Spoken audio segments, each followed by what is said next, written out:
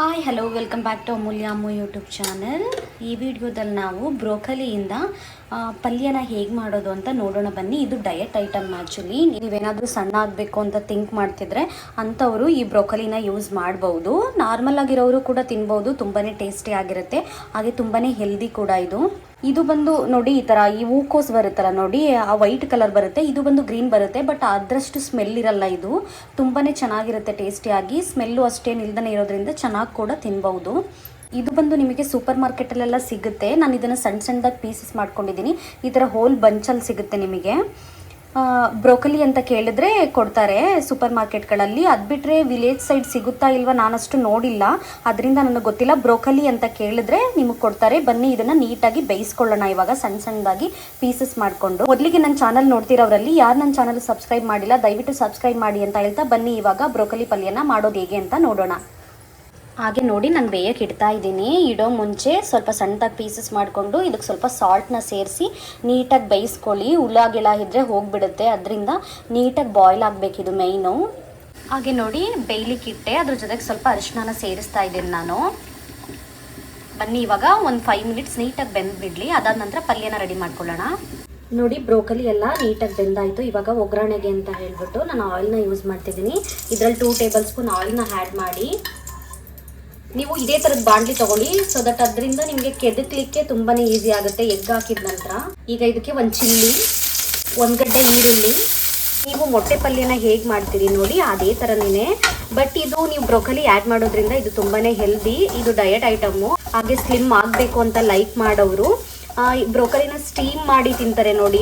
ಇದನ್ನ ವಾಟರಲ್ಲಿ ಬಾಯ್ಲ್ ಮಾಡಿದೆ, just ಸ್ಟೀಮಲ್ಲಿ carrot ಮತ್ತು ಬೀಟ್ರೋಟು ಹಾಗೆ ಇದ್ರ ಜೊತೆಗೆ ಬ್ರೋಕಲಿನೂ ಕೂಡ ಹಾಕಿ ತಿಂತಾರೆ.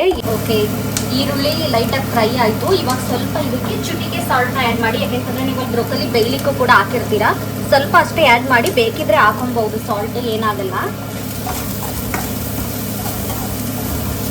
ಹಾಗೆ ಇದಕ್ಕೆ ಜಿಂಜರ್ ಗಾರ್ಲಿಕ್ ಪೇಸ್ಟ್ ಕೂಡ ಆ್ಯಡ್ ಮಾಡ್ಬೋದು. ನೀವು ಇದ್ರೆ ಹಾಕೊಳ್ಳಿ, ಇಲ್ಲ ಅಂತಂದರೆ ಓಕೆ, ಹಾಕ್ಲೇಬೇಕು ಅನ್ನೋ ಅಗತ್ಯ ಏನಿಲ್ಲ ಈ ಪಲ್ಯಕ್ಕೆ. ಸ್ವಲ್ಪ ಗರಂ ಮಸಾಲ ಹಾಕ್ತಿದ್ದೀನಿ, ಚೂರು ಖಾರಕ್ಕೆ ಅಂತ ಅಂದ್ಬಿಟ್ಟು ಚಿಲ್ಲಿ ಪೌಡರ್ನ ಇಲ್ಲಿ ಆ್ಯಡ್ ಮಾಡ್ತಾ ಇದ್ದೀನಿ. ಹಾಗೆ ನೀವೇನಾದರೂ ತುಂಬ ಮಸಾಲ ಲೈಕ್ ಮಾಡ್ತೀರಾ ಅಂತ ಹೇಳಿದ್ರೆ ನೋಡಿ, ಮ್ಯಾಗಿದು ಮ್ಯಾಜಿಕ್ ಮಸಾಲ ಬರುತ್ತೆ. ಇದಕ್ಕೆ ಸ್ವಲ್ಪ ಅಷ್ಟೇ ಓಪನ್ ಮಾಡಿರೋದಿತ್ತು, ಅದರಿಂದ ಆ್ಯಡ್ ಮಾಡ್ತಿದ್ದೀನಿ. ನೀವು ಆ್ಯಡ್ ಮಾಡಿಲ್ಲ ಅಂದ್ರೂ ಚೆನ್ನಾಗಿರುತ್ತೆ.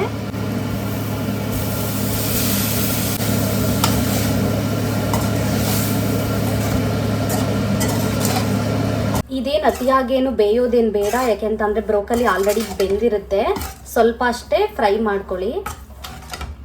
ಲೈಟಾಗಿ ಫ್ರೈ ಆಯಿತು. ಇವಾಗ ಇದಕ್ಕೆ ಮೊಟ್ಟೆನ ಹೊಡೆದು ಬಿಟ್ಕೊಳ್ಳೋಣ.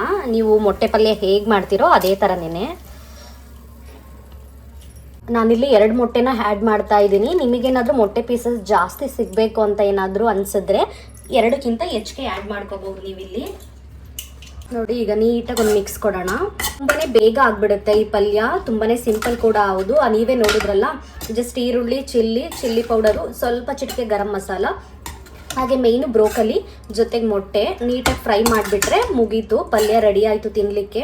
ನೀವು ಇದ್ರ ಜೊತೆ ನಾನು ಹೇಳಿದ್ನಲ್ಲ ಮ್ಯಾಜಿಕ್ ಮಸಾಲನ ಆ್ಯಡ್ ಮಾಡೋದಂತೂ ಟೇಸ್ಟ್ ಅಂತೂ ಅಲ್ಟಿಮೇಟ್ ಅನ್ನಂಗಿರುತ್ತೆ. ಬಟ್ ನೀವು ಆ್ಯಡ್ ಮಾಡಿಲ್ಲ ಅಂತ ಅಂದ್ರೂ ಓಕೆ, ಪರವಾಗಿಲ್ಲ. ಜಸ್ಟ್ ಚಿಲ್ಲಿ ಪೌಡರ್ ಜೊತೆಗೆ ಗರಂ ಮಸಾಲ. ಈಗ ಬನ್ನಿ ನೀಟಾಗಿ ಫ್ರೈ ಮಾಡ್ಕೊಬಿಡೋಣ ಮೊಟ್ಟೆ ಜೊತೆ. ನೋಡಿ, ನೀಟಾಗಿ ಫ್ರೈ ಆಯಿತು. ಎಗ್ ಸ್ವಲ್ಪ ತಳ ಹಿಡಿದ್ಬಿಡುತ್ತೆ, ಅದರಿಂದ ಸ್ವಲ್ಪ ನೋಡ್ಕೊಳ್ಳಿ. ನೀಟಾಗಿ ಫ್ರೈ ಆಯಿತು. ಸೊ ಇವಾಗ ಬ್ರೋಕಲಿ ಪಲ್ಯ ರೆಡಿ ಆಯಿತು ತಿನ್ನಲಿಕ್ಕೆ ಅಂತ ಹೇಳಿಬಿಟ್ಟು ಡಯಟ್ ಮಾಡೋರಂತೂ ಮಸ್ಟ್ ಆ್ಯಂಡ್ ಶುಡ್ ಮಾಡ್ಕೊಂಡು ತಿನ್ನಲೇಬೇಕಾದಂತಹ ರೆಸಿಪಿ ಇದು.